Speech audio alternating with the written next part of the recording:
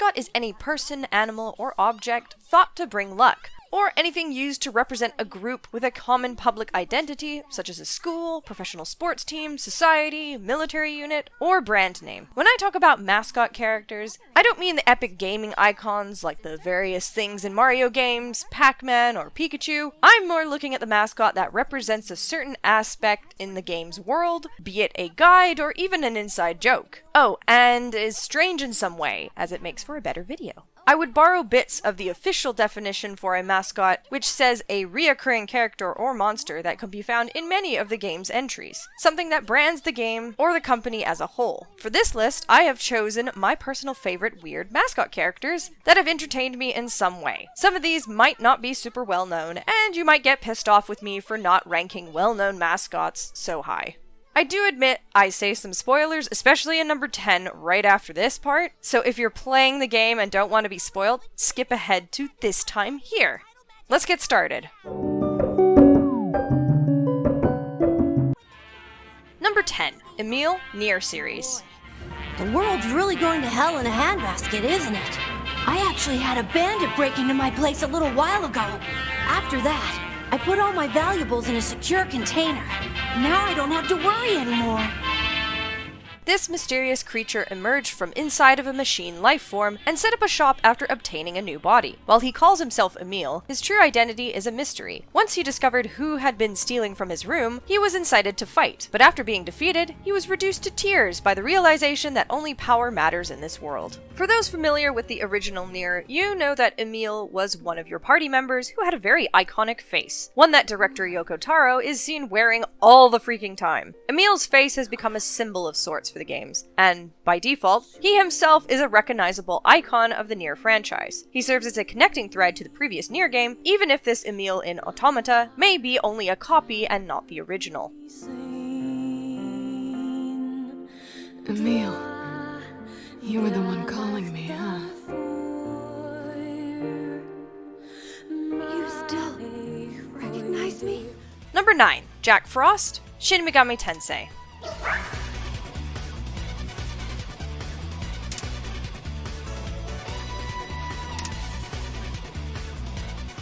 Jack Frost is featured in many games in the Megami Tensei franchise, and perhaps has the most appearances of any demon in the whole franchise. He can be considered the mascot of Atlus and the Megami Tensei franchise as a whole, making numerous cameos as a result. As stated above, Jack Frost is a reoccurring demon in the Mega 10 series. Jack Frost appears in over 40 mediums. I actually lost count when I was looking at the whole list, and that's not including the cameo appearances in games like Atrian Odyssey 2, Tokyo Mirage Sessions FE, and Choro Q Works. Throughout the Mega 10 series, he has only changed his appearance once, from Megami Tensei 2's artwork to what everyone knows him as today, making him extremely recognizable across many generations of gamers.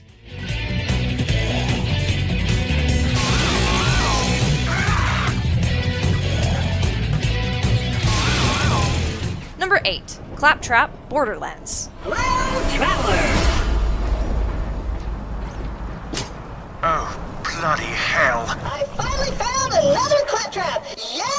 He's dead. Claptrap is a robotic character and the mascot of the Borderlands video game series. He's a CL4P-TP general-purpose robot manufactured by Hyperion. It has been programmed with an over-enthusiastic personality and brags frequently, yet also expresses severe loneliness and cowardice. Claptrap, some love him, most hate him, but he's definitely the mascot of most of the Borderlands games, whether you like it or not. As quoted by the game's description of the robot, it has been programmed with an over-enthusiastic personality, brags frequently, and also expresses severe loneliness and cowardice. An absolute mess of a character. The psycho enemy is prominent as well in this series, showing up on the cover of every game. But Claptrap is there to guide you and help you while also being an annoying little shit. He receives his own DLC in the first game and in the pre-sequel. Claptrap's New Robot Revolution and Claptastic Voyage, a reference to the 1996 film Fantastic Voyage. Helpful, annoying robots have been around for a while, though none have been as in-your-face as this one. In a game, at least. I can think of another one that's pretty up there.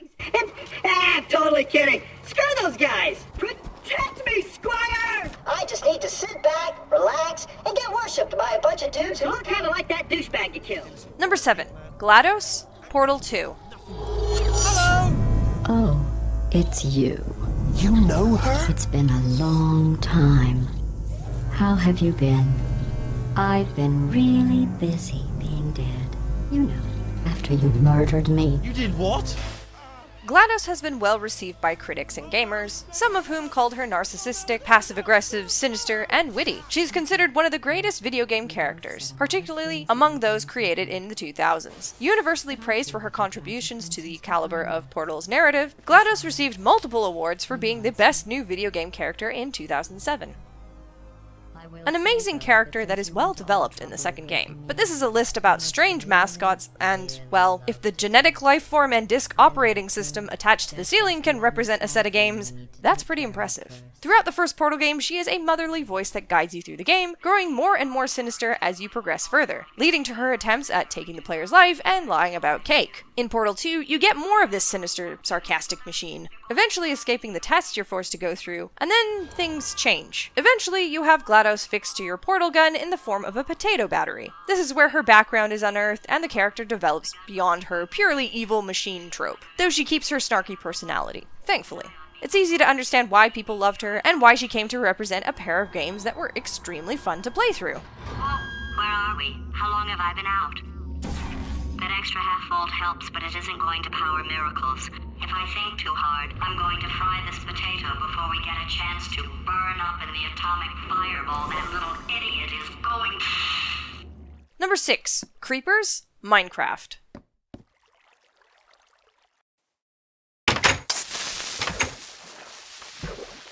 They were supposed to be pigs, but they had their length and height mixed up. You'll never know what people latch onto to represent the game. For Minecraft, it was the strange green deformed thing that exploded and took out all of your hard work, or just straight up blew you up. Funny how the existence of these creatures came about from a small programming mistake. It is one of the oldest mobs in the game, and the fact that I don't have much else to say more about this entry goes to show just how iconic it really is. Number 5. Pyramid Head, Silent Hill series.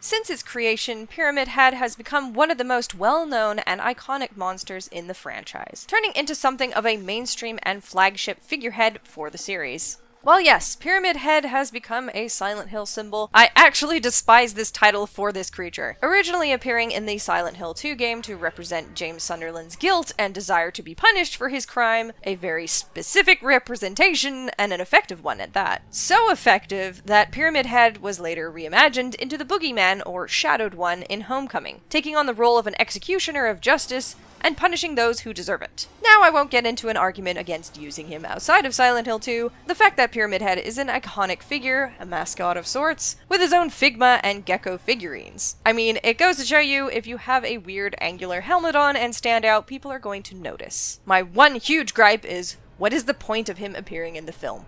Ugh!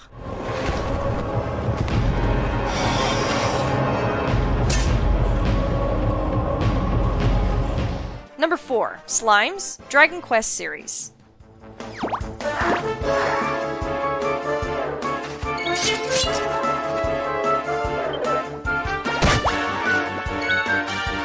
The slime has been placed on a multitude of different kinds of merchandise. The slime's friendliness, limited power, and appealing form have caused the slime to become a popular character and symbol of the Dragon Quest series. I love how limited power is an important trait listed in that. The slime is the mascot of the Dragon Quest series, one of the most popular series in Japan. It is considered a cultural phenomenon, causing the release dates of its games to be made on Saturday, whereas most were told to release on Thursday. While it may not sell as much as, say, Final Fantasy, it is well loved in its country of origin. Originally, the slime mascot that we know and love today was inspired by the original Wizardry game made in 1981.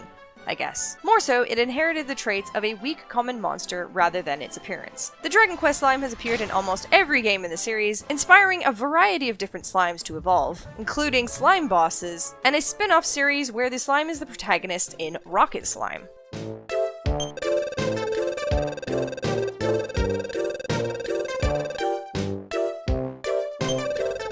Number 3. Chuck the Plant, Maniac Mansion, and many more.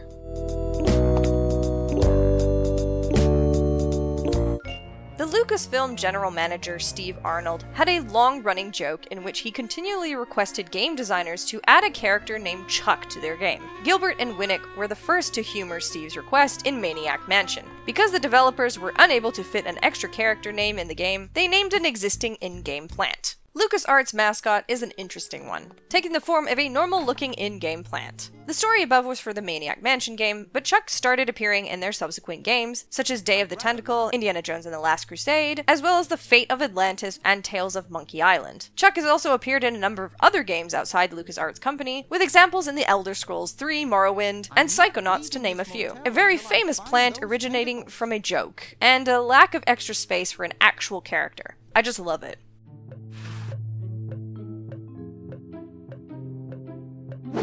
I'd rather not. Number 2, Lappy, Astral Chain. Pleased to meet you, partner. You can call me Lappy. We're gonna be best friends. Lappy is the enthusiastic and encouraging mascot of the ARC Police. His goal in Neuron is to spread happiness and positivity to all members. He also likes to hand out balloons. When Lappy first appeared in Astral Chain, I was skeptical, but he grew on me. Or Marie Wentz grew on me.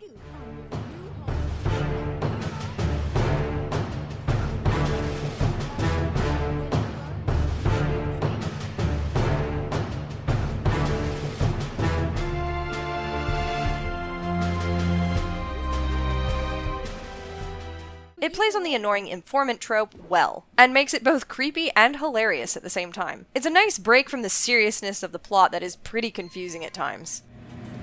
This is the break room, where dog-tired members of Neuron come to catch their breath.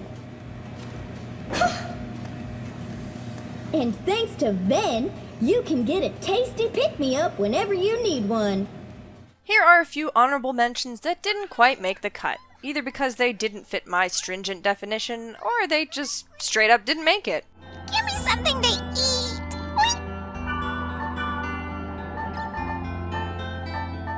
Oink. よかったね、ハンス。隊長が褒めてくれてるよ。今回の作戦は森に住む生き物の知恵を借りたものだからね。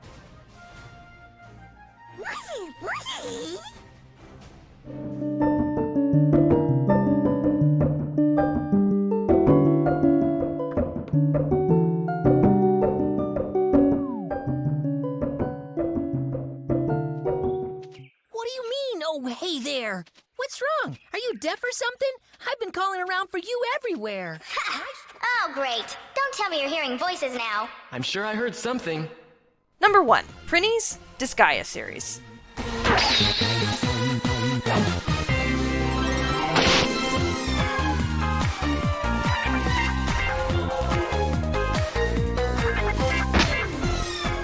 Prinnies are regarded as mascots for the Disgaea series, featuring strongly in Nippon Ichi's marketing, such as the annual Tipsy Prinny press events.